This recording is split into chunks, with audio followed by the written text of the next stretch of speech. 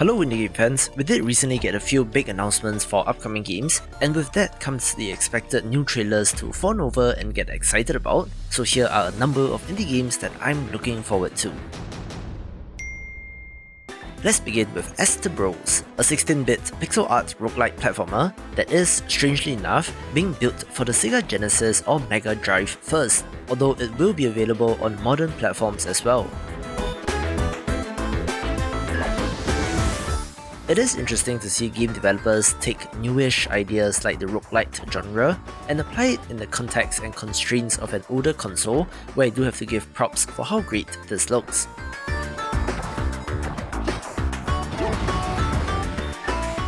It has 3 playable characters in the Mage, Knight and Ranger, which is fairly standard, and interestingly has 2-player co-op support as well.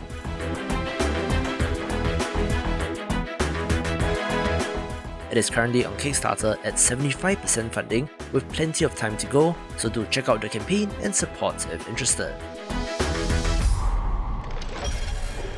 Out here in the West, they say the heroes are long dead.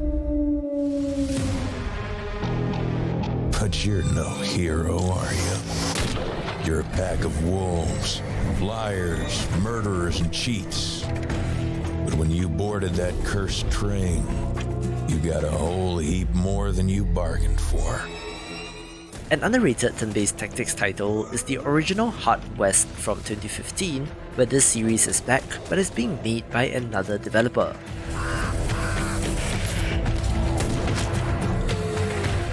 It has an awesome Weird West setting, so think cowboys and demons, but the quality of the first game makes me excited for this. They say death comes for us all. Just make sure he comes for you last. Hard West 2. This video is brought to you by Yahaha, a new game creation social platform that aims to democratize game development by making it easier and more accessible.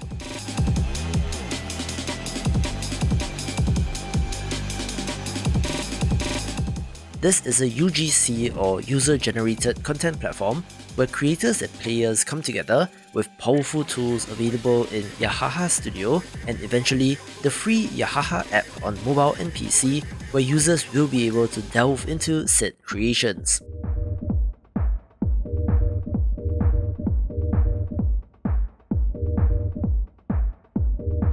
The planned launch for this is summer this year, but they are opening up early access to a select group, so if you're curious and want to flex your creativity, do join their Discord via the link in the description to find out more.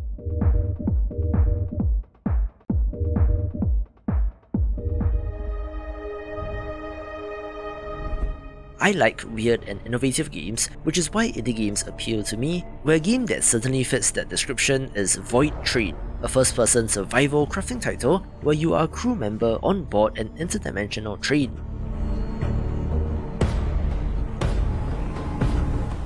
Explore strange new worlds, gather materials, upgrade the train, craft better weapons and so on as you hop from one world to the next. In what is a surprise to me as well, this is actually in early access on the Epic Games Store, which I completely missed or forgot, but this trailer did confirm an Xbox release and I'm sure it will be coming to Steam soon, so it's one for survival game fans. The developer of Lucky Me did reach out, and in case you could not tell what is going on, this is a puzzle game where the enemies copy your every move, and you have to manipulate them to be the last one standing.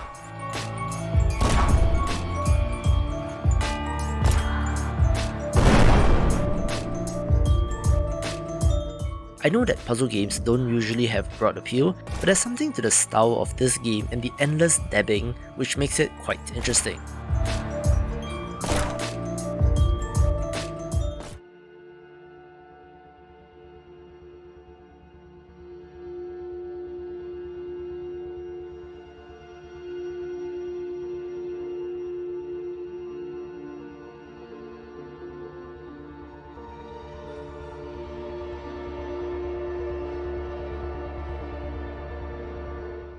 One of the more impressive looking games in development is Signalis, a survival horror title that manages to nail the PS1 era low poly look, telling the tale of a replica searching for her lost dreams.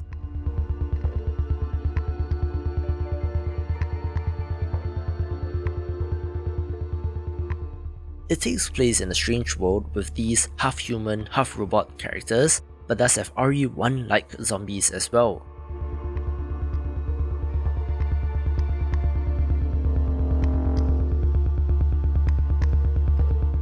In addition to the fixed camera survival horror look, there is some great pixel art as well, where they have signed with publisher Humble Games, and with their vetting process, I'm sure that this will turn out great. I need professionals, nobody too noisy. The plan is simple. We stay quiet, we stay careful.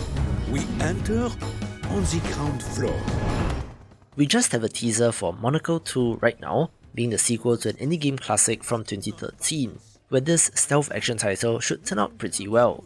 Based on screenshots, it does take it to a more realistic 3D look as compared to the simple pixel art of the original, which is a shame in my opinion, but I do have confidence in this developer, so I'll be waiting on this.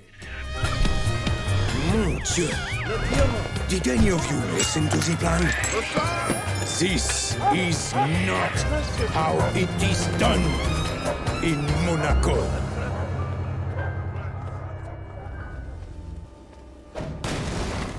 One of the most impressive action platformers in development is Trek to Yomi, having an excellent pedigree and look, with what I believe is rather authentic Japanese voice acting, so the effort has been put in.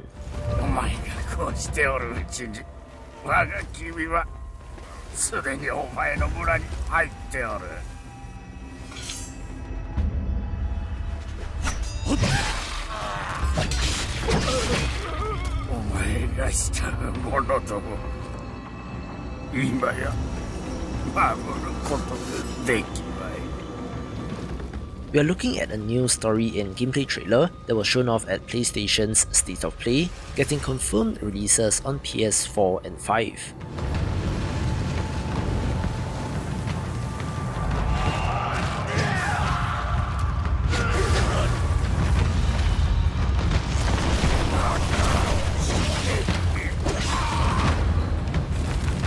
It does look to be inspired by the Kurosawa style of monochrome samurai movies, but does have supernatural elements as well, so I absolutely cannot wait for this.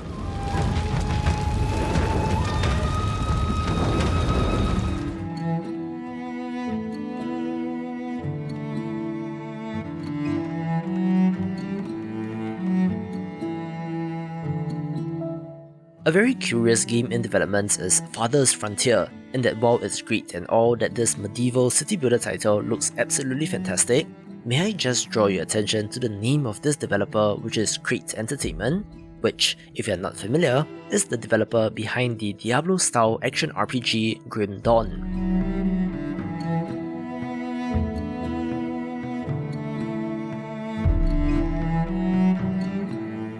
As such, this is quite a departure of genres, but given that they've worked on that game and its DLC for the better part of 14 years or so, I'm sure that they would want to stretch their creative legs, so I'm excited to see what they come up with.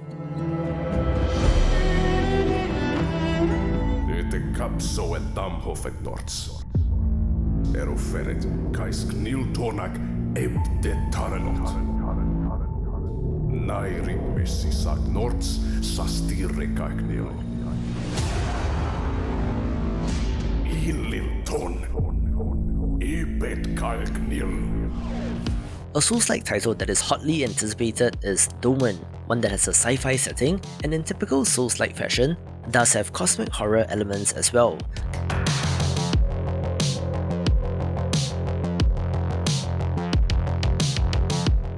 The very red and bright environments are quite a departure from the grimdark Souls-like titles, but it looks to be no less foreboding and challenging, so if you love this genre, this game is releasing pretty soon, so keep an eye out, taking the #1 spot. For more Souls-like titles, watch these videos and I will see you after the jump.